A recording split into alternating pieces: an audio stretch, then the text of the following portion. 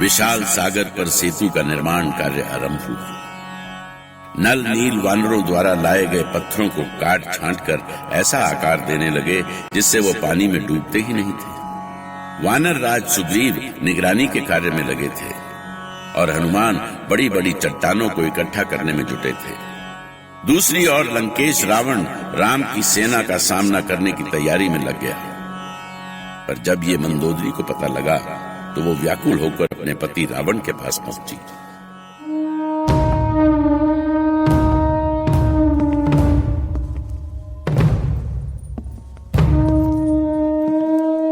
महाराज, मैंने समय समय पर आपको सावधान किया है। भले ही आपने मेरी बात नहीं मानी, पर आपको सलाह देना मेरा धर्म है। उसी धर्म से मैं आपसे निवेदन करती हूं कि आप श्री राम से वैर ना करें। यदि आपको विश्वास ना हो, विभीषण से बात कर लें। विभीषण श्री राम की शक्ति को भली भांति जानते हैं। क्या तुम नहीं जानती कि संपूर्ण देवलोक रावण के चरणों की वंदना करता है? यदि कोई देवता मुझे परामर्श नहीं दे सकता तो ये मूर्ख विभीषण कौन है? यदि मेरी बातों से आपके सम्मान को ठेस पहुंची हो तो मैं क्षमा चाहती हूं, किंतु कृपा करके आप देवी सीता को सम्मान के साथ श्री राम के पास पहुंचा दें। इससे लंका के सम्मान की रक्षा तो होगी ही, भविष्य में होने वाला एक भयानक युद्ध भी टल जाएगा। मंदोदरी, नीति अनीति, धर्म अधर्म, न्याय अन्याय का कुछ भी ज्ञान है तुम्हें? किसने कह दिया तुमसे कि राम परम शक्तिशाली है? राम में ईश्वरीय शक्तियां हैं। किसने कहा? ऐसी शक्तियों की अनुभूति स्वतः हो जाती है स्वामी। आप माने ना माने, लेकिन मैंने अपना दायित्व पूरा किया है। शेष नियति को कोई नहीं टाल सकता। मैं जा रही हूं स्वामी, आप जैसा चाहें वैसा करें। सावधान! विश्वापत्र, पुलत्स पात्र, त्रिलोकपति महाराज धीराज, दशानन रावण दरबार में पधार रहे हैं। महाराज दशानन की जय हो। शांत शांत, ये जय जयकार का समय नहीं है। दशानन रावण को चुनौती दी है दो तुच्छ वनवासियों ने। मैं अपने मंत्रियों से जानना चाहता हूं कि उनका सामना करने के लिए क्या क्या तैयारियां की गई हैं। लंकेश, जब हनुमान नाम का वानर आया था तो उस समय हम लोग सावधान नहीं थे, किंतु आज हम सावधान हैं। यदि आप आदेश दें तो हम अभी उन दोनों वनवासी कुमारों के सिर काट के आपके चरणों में डाल दें। हाँ महाराज, एक बार उन कुमारों का वध हो गया तो वानर तो कभी लंका की ओर देखने का साहस भी नहीं कर सकेंगे। वैदेही भी राम की मृत्यु का समाचार सुनकर लंका की राजरानी होने के लिए विवश हो जाएगी। तुमने सत्य कहा कंपन। यदि हम उनका वध अभी कर दें तो भविष्य में होने वाला युद्ध तो टलेगा ही, हमारा प्रतिशोध भी पूरा होगा। मैं तो उनका वध उसी समय कर देता जब सीता का हरण करने गया था, पर मैं उन्हें उतना ही व्याकुल देखना चाहता था जितना मैं अपनी बहन शूर्पणखा को देखकर हुआ था। मैंने जो चाहा था अब वो पूरा हो चुका होगा। सीता के लिए रक्त के आंसू रोए होंगे वो वनवासी, और अब उनका वध होगा। वध।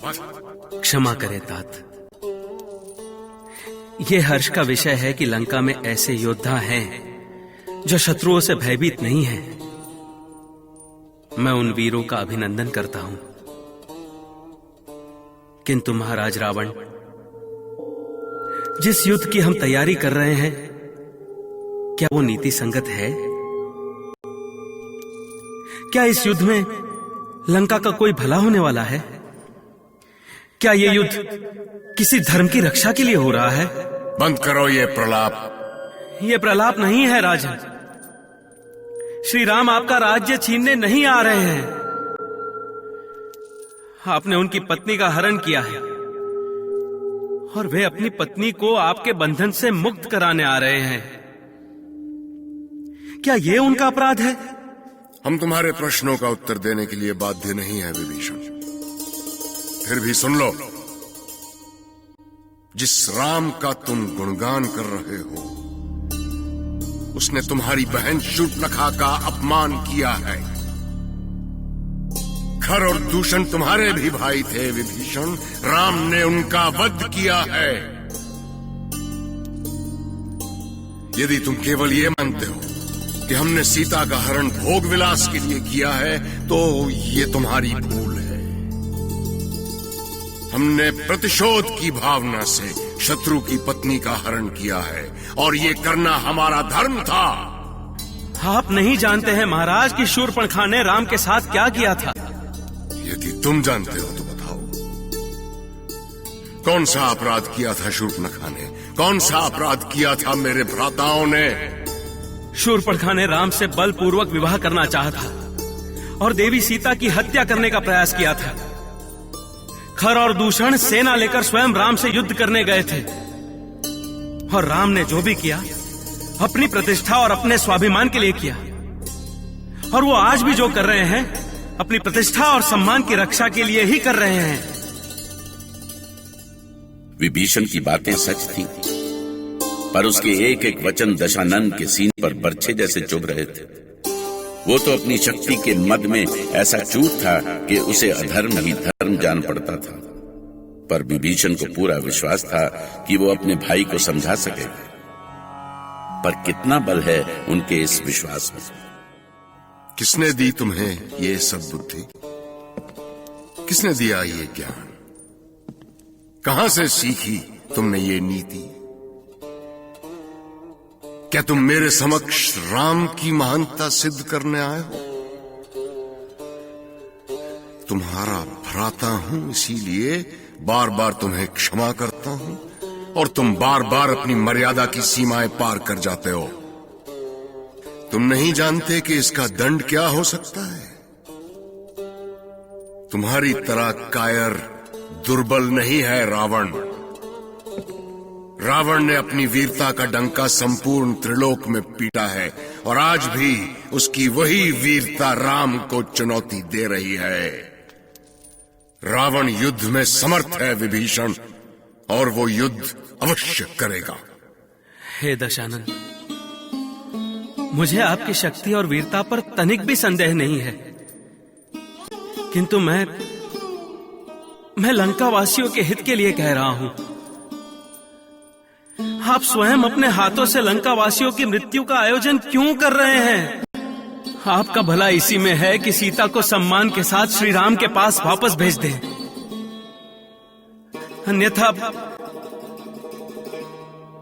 अन्यथा आपकी पराजय सुनिश्चित है लंकेश। विभीषण!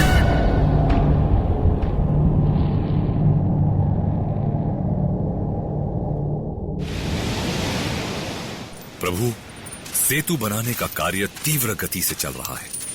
नल और नील आधे से अधिक समुद्र तक सेतु बांध भी चुके हैं।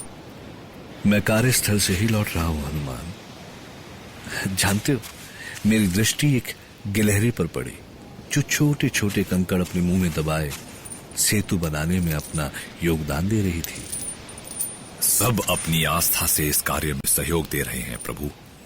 सबका लक्ष्य एक ही है कि जितनी जल्दी हो सके आप लंका पहुंचें और रावण पर विजय प्राप्त करें। जिस कार्य में इतने प्राणियों की आस्था है वो कार्य अवश्य सिद्ध होगा हनुमान। सेतु निर्माण का कार्य प्रगति पर था। हनुमान बड़े उत्साह से बड़ी बड़ी चट्टानें लेकर आ रहे थे। जब आसपास के सारे पर्वत सेतु निर्माण के कार्य में लग गए, तब हनुमान पर्वत की खोज में दूर निकले। उन्हें विशाल गोवर्धन पर्वत दिखाई पड़ा, किंतु जैसे ही उन्होंने पर्वत को उठाना चाहा, गोवर्धन पर्वत ने साकार रूप धारण कर हनुमान को रोक दिया।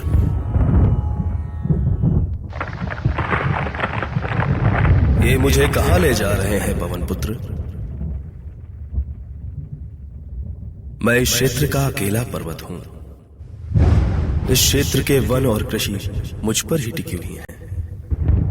मेरे कारण ही इस क्षेत्र में वर्षा होती है। मुझे ले गए तो यहां रहने वाले सभी प्राणी भूखे मर जाएंगे। पर्वतराज गोवर्धन, आप श्री राम की सेवा में चल रहे हैं और श्री राम अनीति और अत्याचार के विरुद्ध रावण से युद्ध करने जा रहे हैं। आपकी भागीदारी से धर्म और न्याय को बल मिलेगा। इसीलिए मेरा निवेदन है कि आप इस पुण्य कार्य में अवश्य भाग लें। किंतु मुझ पर आश्रित जन समुदाय का क्या होगा हनुमान? जन समुदाय की रक्षा तब होगी जब धर्म की रक्षा होगी। और मैं वचन देता हूं कि मैं आपको श्री राम के दर्शन कराऊंगा। श्री राम के दर्शन? हे ईश्वर, भला ऐसा संयोग हमें कहां प्राप्त होगा? चलिए हनुमान, चलिए, शीघ्रता से चलिए। ले चलिए मुझे प्रभु श्री राम के दर्शन हेतु ले चलिए।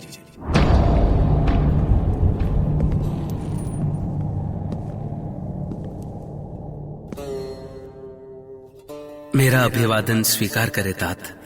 आज पुनः आए हो मुझे परामर्श देने? क्षमा करे भ्राता दशानन, मेरा उद्देश्य आपका विरोध करना कभी न था।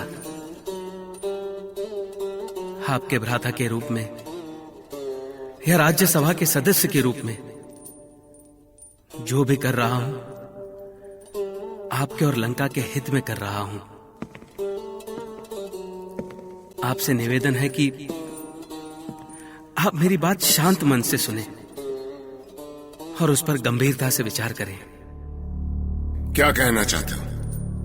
जब से आप देवी सीता का हरण कर लंका ले आए हैं, तब से कई अशुभ घटनाएं घटित हो रही है महाराज।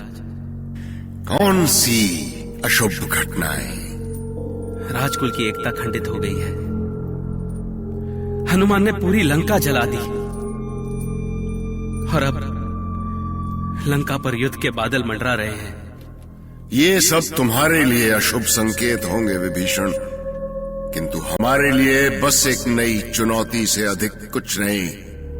चाहे जो भी हो, हानि तो लंका की ही होगी ना भ्राताश्री। मैं आपसे धर्म अधर्म और नीति अनीति की बात नहीं कर रहा हूं। आज केवल और केवल लंका की सुरक्षा की बात कर रहा हूं। यदि हमारी यह नगरी बची रही तो आपको ही लाभ होगा। एक सीता को लौटा देने में आपकी क्या हानि होगी लंकेश? अपनी तुच्छ बातों से हमारी नीतियां बदलने का प्रयास मत करो विभीषण। इस विषय में हम कोई भी बात राज्यसभा में ही करेंगे। तुम जा सकते हो।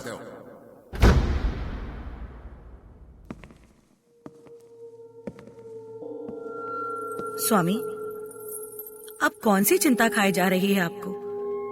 मेरे बार बार कहने के बाद भी आपने लंकापति का विरोध किया। कहीं ऐसा ना हो कि भरी सभा में लंकापति आपका अपमान करे और आपको लंका छोड़नी पड़े। न्याय के लिए मैं लंका भी छोड़ने के लिए तैयार हूं शर्मा। यदि वो मेरे प्राण भी ले ले तो भी मैं अपने विचारों पर अटल रहूंगा। मुझे कोई नहीं बदल सकता, कोई नहीं।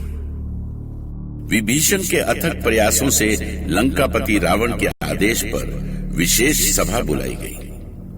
लंकेश की नीतियों पर विचार विमर्श हुआ। विभीषण को छोड़कर कोई ऐसा नहीं था जो लंकेश का विरोध करता, और लंका के राज दरबार में एक बार फिर विभीषण अकेले पड़ गए, क्योंकि वो धर्म के मार्ग पर थे और लंका तो अधर्म की नगरी थी।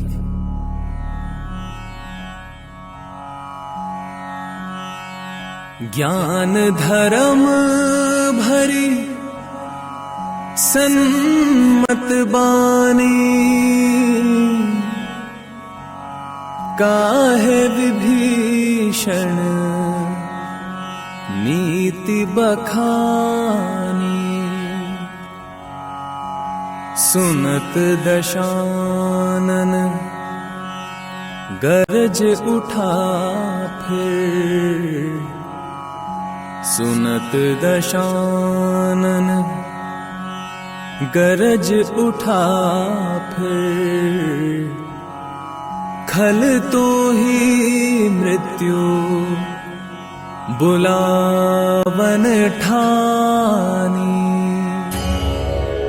रामायण